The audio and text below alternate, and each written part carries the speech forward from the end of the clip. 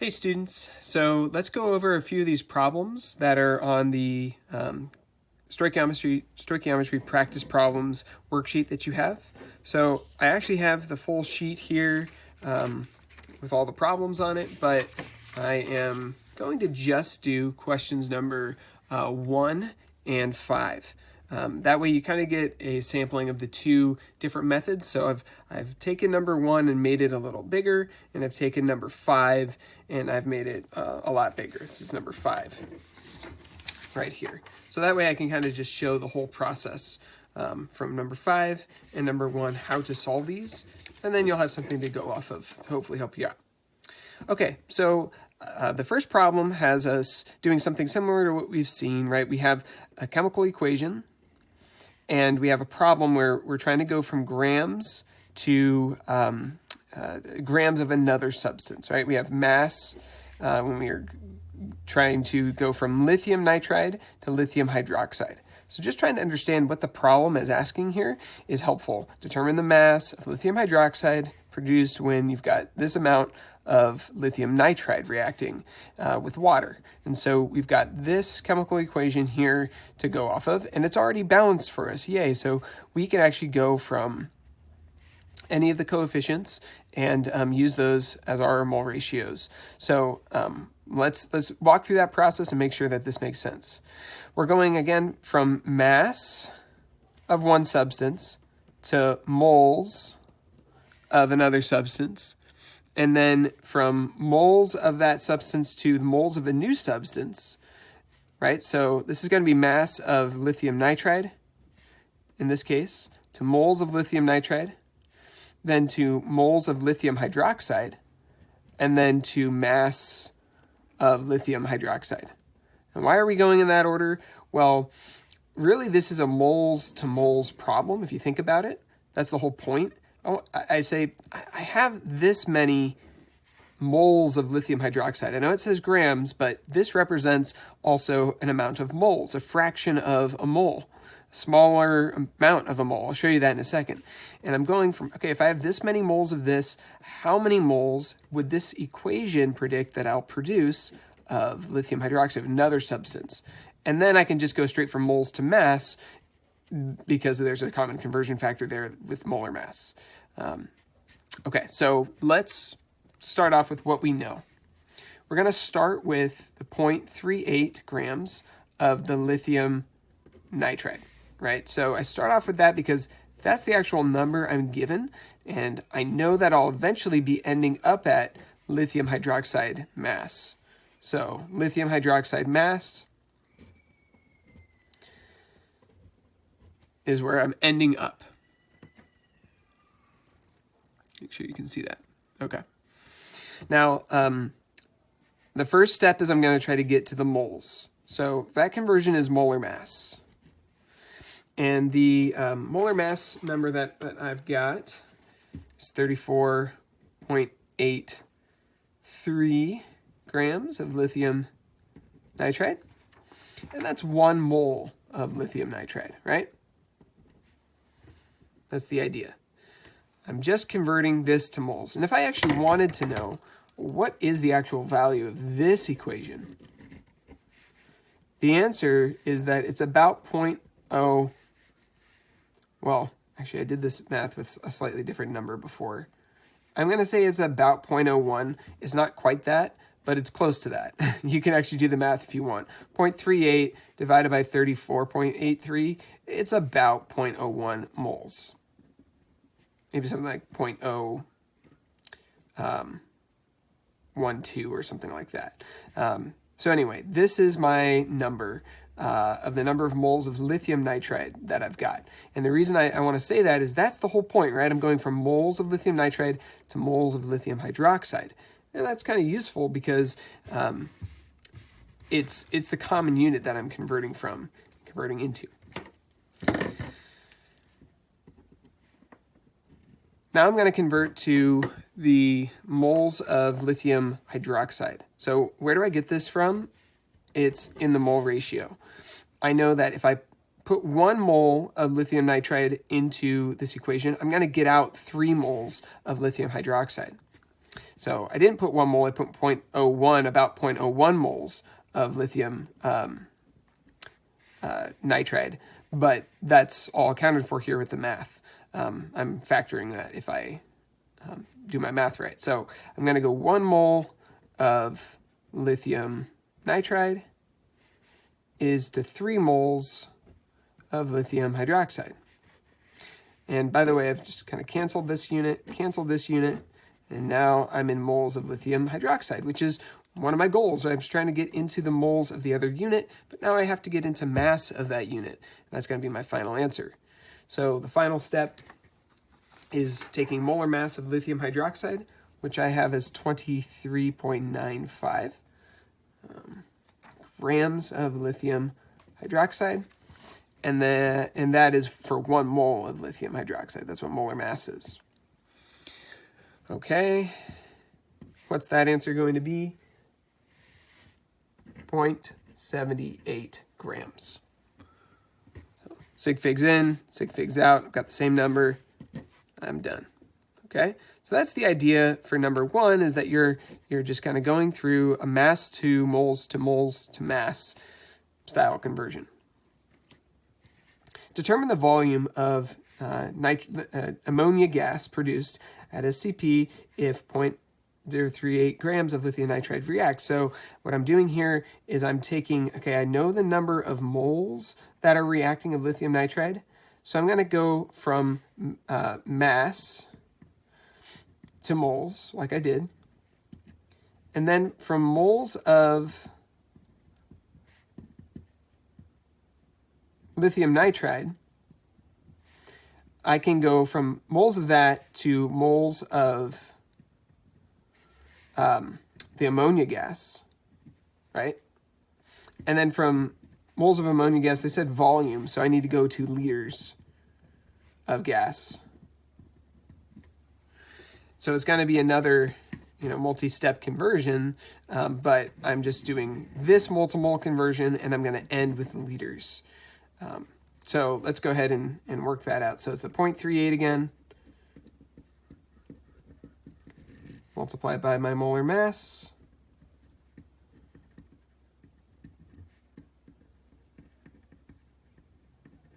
Okay, now I'm going to do the mole conversion here because I'm in moles units.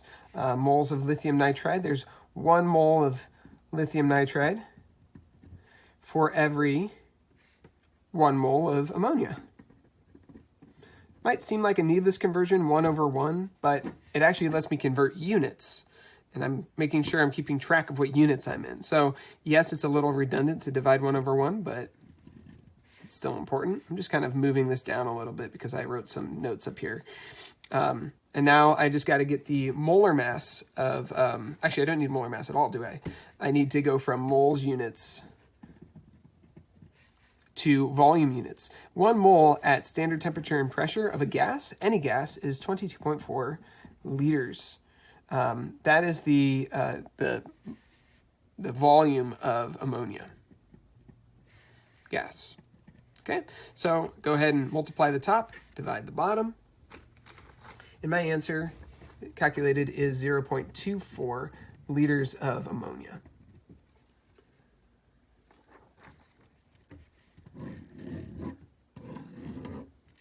Okay, so there's my answer for 1B. Now, for both of those, I was given an equation up here at the top. I now have to write my own balance equation from the word equation. Now, we haven't practiced a lot of this yet. Again, I'm skipping through those next couple of problems. I'm going straight to number 5 to give you another type of problem. So in this one, I'm going from a word equation to a skeleton equation, then to a balanced equation. So let's do that. Carbon monoxide, CO, reacts with oxygen to produce carbon dioxide. Okay, so that's my equation. CO2 plus O2 makes CO2. Now, I want to do my little balancing part here. My little trick that I've taught you guys. So I'm going to put the chemicals and their individual elements on left and right sides of this arrow. I'm going to count the number of carbons. There's 1 on this side. There's 1 on this side. But there are 3 oxygens to 2 oxygens, so we are unbalanced. Now, if I added anything to this side, it's not going to ever make 3 on that side. So it's better to try to even the odd first. So I'm going to double my carbons. And just see what that does for me. That's going to get a 4 here and a 2 here. And actually, if I just double the CO2, I'm going to get 4 and 2. So that one actually worked out pretty easily. 2 to 1 to 2. So here's my balanced equation. So 2 to 1 to 2.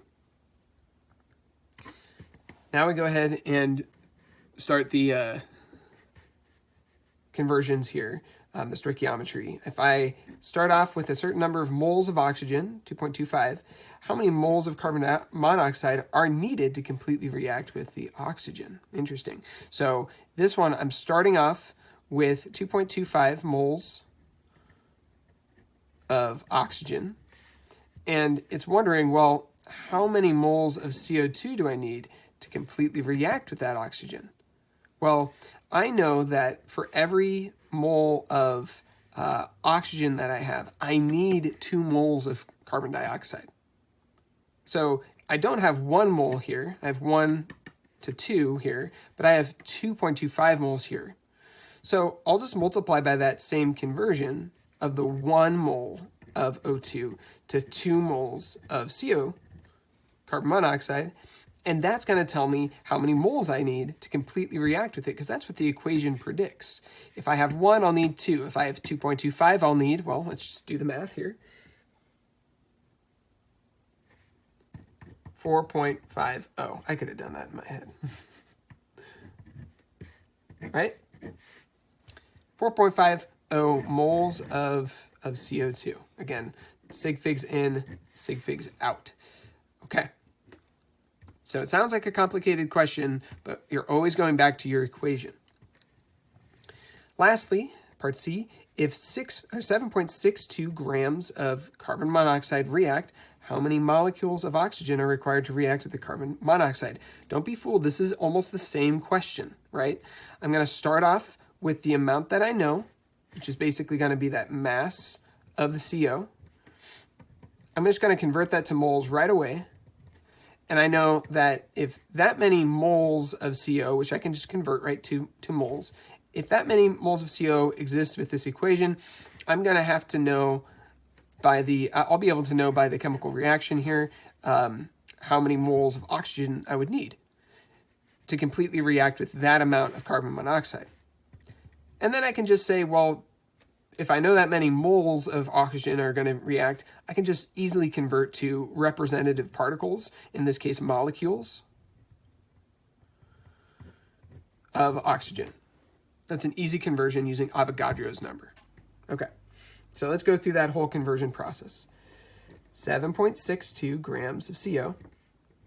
I'm going to get out of CO units, grams of CO units, by getting into moles of CO units. And I'm just going to do the molar mass of CO, which is 28.01 grams to 1 mole. Now that I'm in moles of CO, I'm going to go to moles of oxygen. So 2 moles of CO, we'll go through the whole process here. Moles of CO is to 1 mole of oxygen, based on that balanced chemical equation that we solved for. Okay, now we're in moles of oxygen.